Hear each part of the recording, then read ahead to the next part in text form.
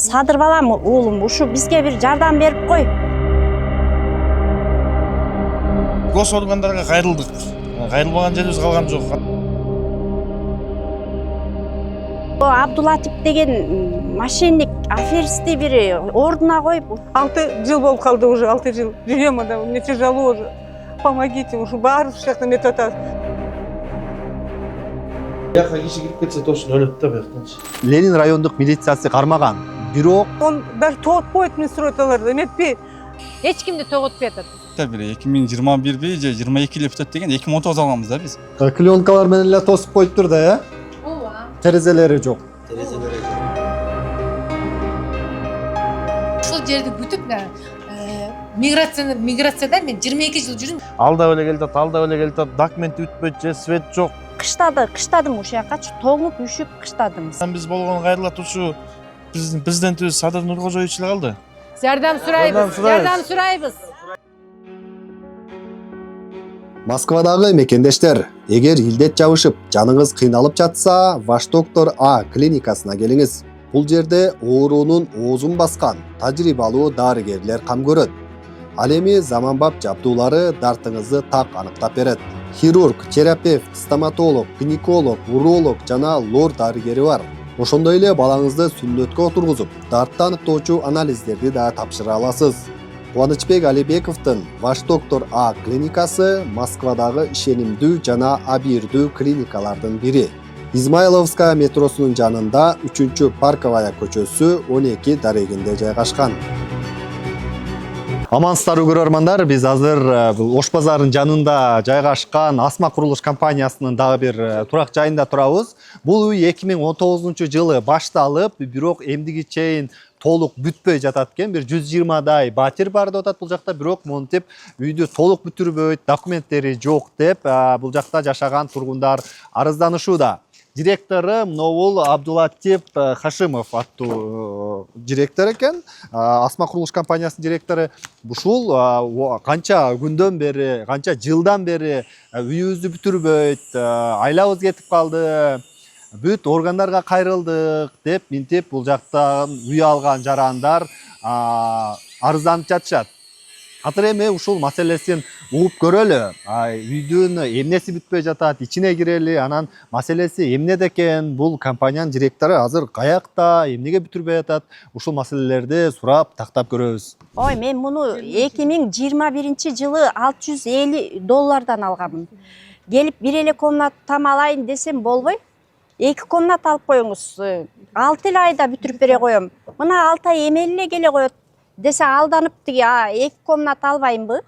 Ошондон бери квартирада жашап, темселеп жүрүп, андан бери 6 жыл өттү, 6 ай эмес.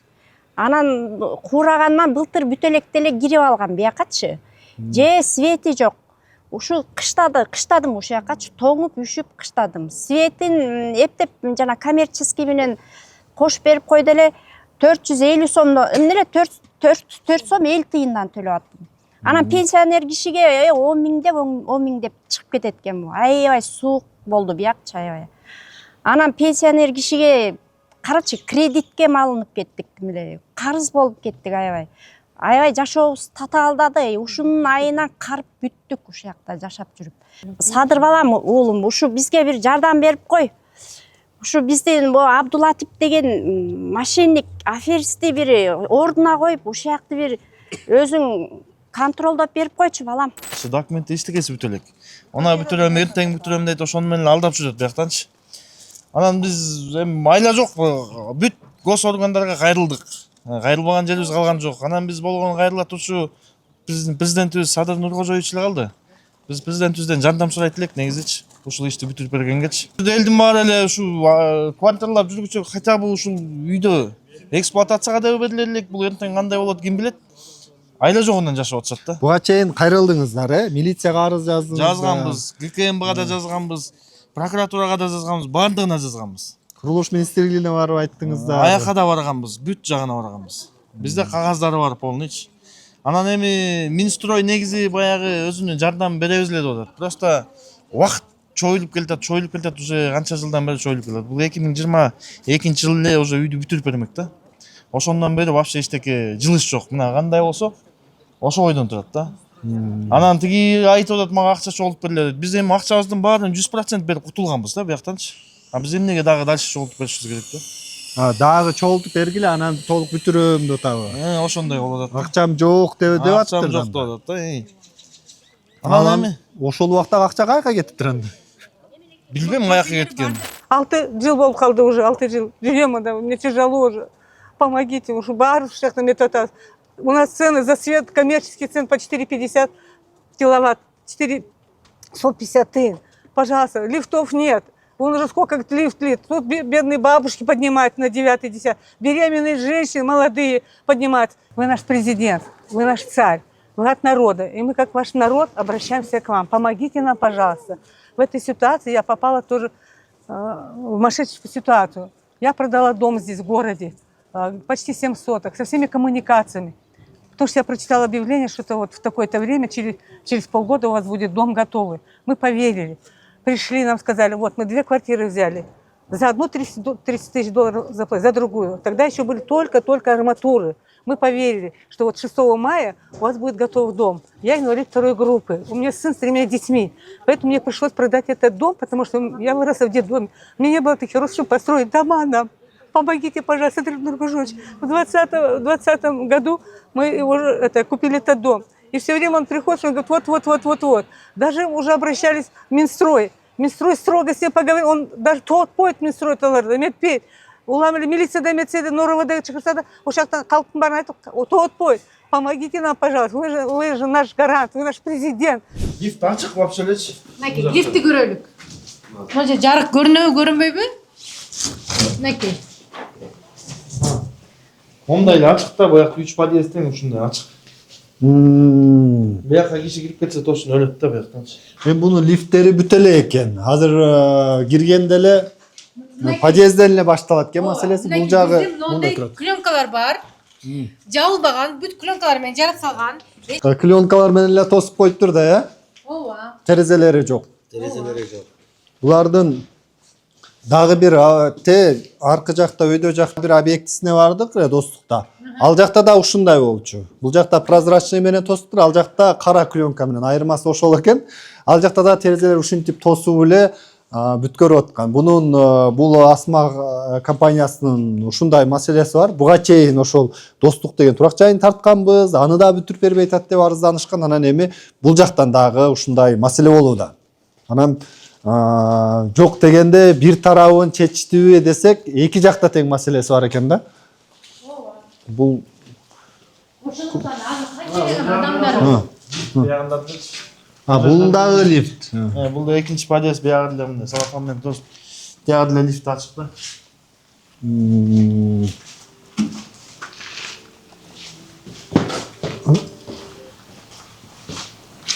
Биягынын баарын ачык салафан менен тосуп койдук. Кышында ушундай эле болду да. Кышында, Үйлөр өтө. Айнекти салам деген, 1-2 жума деле салам деген ошондо деле жок дагы деле. Даже газ, мисалы мен ремонт кылып атам да, газ жок экен. Бирок газ берилет деп атат. Центральный отопление болот деген бул жактачы. Мен алып атканда центральный болот деген отоплениени. Мен уже сүйлөшүп койгом деген. Хорошо анда деп эле алып алганбыз биз. Анысы да жок. Эми газ бере турган болсо, свет жок бул болот атпайбы? газдын түтүктөрүн даярдап коюш керек да, көрүнүп туруш керек эле. Жок эч. Мен негизи 2024 алгам бияктан. Бияктан эже сатып алыптыр 2019-жылы акчасын полный төлөп. Мен андан алып сатып алгам да. Анан ал эже деле айткан, что бүт баары нормально.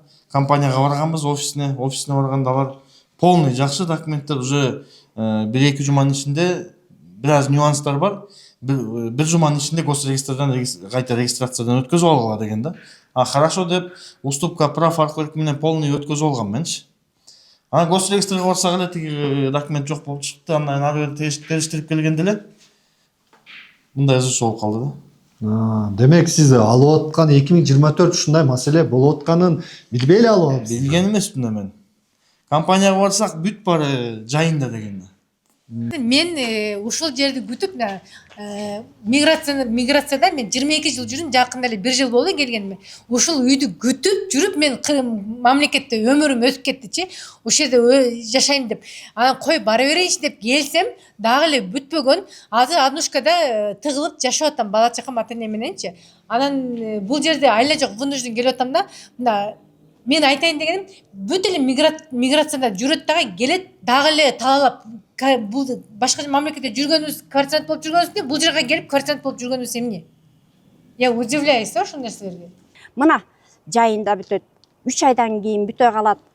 Мына эмки күзүндө кирип каласыңар деп отуруп ушу 5 жыл өттү мына. Темселеп жүрүп биз ошондон бери эмне деген акчаны квартплатага төлөдүк. Ушул үйдө эмне кылып, эмне азап менен акчаны чогултканбыз ушул жерде. Темселеп мигрант болуп жүрүп тиякта чогулткан акчабыз болчу. Анан мына биз ушинтип темселеп калдык. Ушунун айынан карып, ушунчалык жашыбыз да ушуга жетип кетти. Бул каяка барып, эми Садырдын эле алы келбесе, бул Абдулатипке эч кимдин алы келчүдөй эмес экен. Садыр балама кайрылып атам. Бул компаниянын директору Абдулатиф Хашимов буга чейин ушул жактагы үй алган жарандардын бири арыз жазып, Ленин райондук милициясы кармаган. Бирок кандайдыр бир жол менен 1-2 күндүн ичинде эле кайра чыгып кетиптир. Ал бул жашоочулар ошодон наразы болуп атышат. Биз буга чейин арыздарды жазганбыз, же аны кармабайт, же үйдү бүтүр, же бул директор үйдү бүтүрбөйт, айлабыз кетип жөн эле убактысын созуп атат деп. Акчабызды убагында алып жеп алган деп. Биз баардык толук төлөмдөрүн жүргүзгөнбүз деп жатат. Анда бул компаниянын жетекчиси эмне себептен үйдү бүтүрбөй жатат? Акчаны убагында алса, анан кийин аны каяка короткону белгисиз болуп атса, монтип эми үйдүн аз эле жумушу калган экен негизи. Аз жумушун бүтүрүп туруп, документтерин так бүтүрүп туруп, анан өткөрүп берип, тынч ары өзүнүн тиричилигин кылса болот эле да. Өкүнүчтүү эле нерсе болуп атат да. Ошо жардам берип коюңуздар. Мен сизди интернеттен көрүп жүрөм, действительно айтчам. Могу замир жанагы терапия боюнча бүт жана терапия ошол медицина боюнча аябай чукулап, актап, ушунга аябай мен постоянно подписчиңиз, постоянно за коем. Ушундай акыйкаттыкты издеген мен сизге ушунчалык ыраазымын. Бул жактан үйдү качан алгансыз? 2021 алганмын. Же 19 алдым ошойт. 4-5 жыл болуп калды бүтө элек да. Азыр кандай эмне дедиле? Ал атканда 2021 бүтөт деген. Азыр бүтө элек аш. Свет, лифт ошолор бүтө элек. Документтер де берилек да ошо. Алып атканда канча убакта бүтөт дедиле? Ошол канча бир 2021 же 22 эле бүтөт деген 2019 алганбыз да биз. Уже 2026 бүтө элек да дагы. Бул директор, компаниянын директоруна барып атасызбы? Бүтүр, эмне болду кана деп. Бул эми барсаң деле ол ана бүтүрөм, мына бүтүрөм деле бүтүрбөй атат. Садыр Нургожоевич айткан сөзү бар да, ушул жылычы мурун сноско кете турган незаконный үйлөр 2025 жылдан баштап уже официально өтсүн деген сөзүн мен уккам лично. Бул эми багы курулуш министрлигин чакырып, ишкерлерди чакырып, мына жакында эле дагы өзүнчө тапшырма берген, ушул маселеси бүтпөй аткан иштерди бүтүргүлө.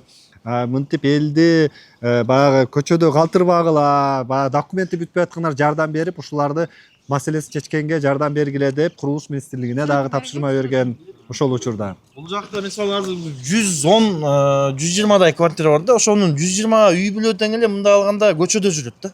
Мындай алгандачы. Квартиралап жүрүшөт. Эми өзүнүн үйү турат, бирок жашаганга жери жок болуп атат да. Бияка жашайын десе суу жок же свет жок, жетпейт свет.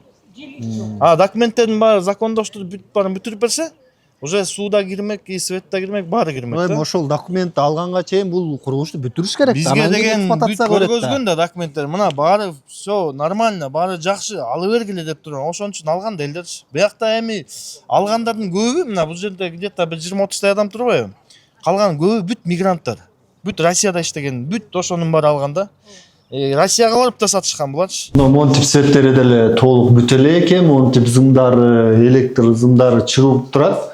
Бул да өтө кооптуу. Анан жок дегенде эми буга көп нерсе кетпейт. Муну жакшыраак жабып, жакшыраак тосуп, ушул мындай коопсуздук жагын карап койсо болмок экен. Эми буга акча деле кетпейт го, акчам жок деп атат. Эми Бул жак лифт экен, бул жерде жашоочулар өздөрү айла жок тосуп алышты монтип катырып. Лифттерин кое эле экен. Сууга моундай шиттерин да кое эле экен, мына краниктер кеткен. Бул жакта дагы турат. Могу зымдар ачык эле турат. Булар азыр бир нерсесине тиип кетсе, изолента менен чабылбаганда мынакей топ тартаттан мына жердечи мына качан мындай болуш керек да. Изолента менен улыныш керек. кокус жаш балдар бир нерсе болуп тиип кетсе, ойноп кетсе, эмне болот бул жакта? Азыр биз ушу Асма курулуш компаниясынын директоруна байланышып көрөлү. Бул маселе боюнча качан бүтүрөт экен, анткени буга чейин көптөгөн убадаларды бериптир. Азыр биз дагы сурап көрөлүчү, бул эмне деп жооп берет экен.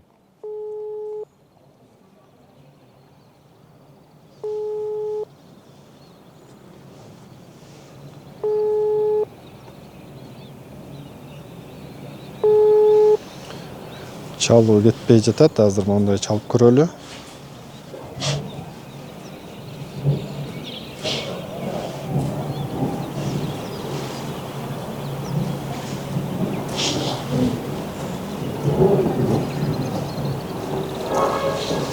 Мындай номер жок. Набранный вами номер не существует. Так, бул жактан кетип кеткен, WhatsApp'тан кайра чалып көрөлү.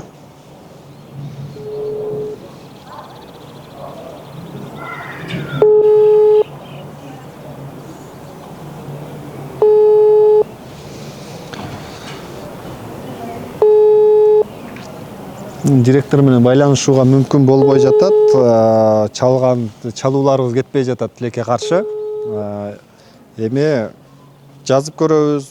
Урматтуу Кыргыз Республикасынын президенти Садыр Нуркожоевич, биз ушу үйдөн 2019 жылы башталган ушул үй 2022 жылы уже бизге бериш керек болчу да. Ушул үйдү полный бүтүрүп бериш керек эле.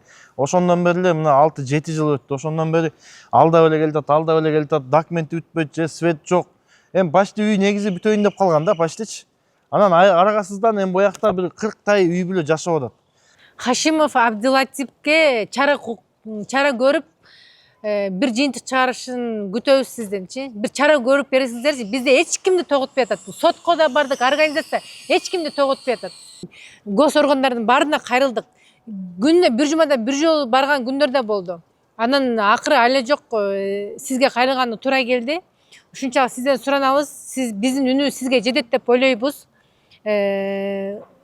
Сөзүбүздү жерге калтырбастан ушул үйүбүздү бүтүрүп берип, элдин көйгөйүн чечип бергенге сизден чоң үмүттөнөбүз. Садыр Нуркожоевич. Жардам сурайбыз сизден. Жардам сурайбыз.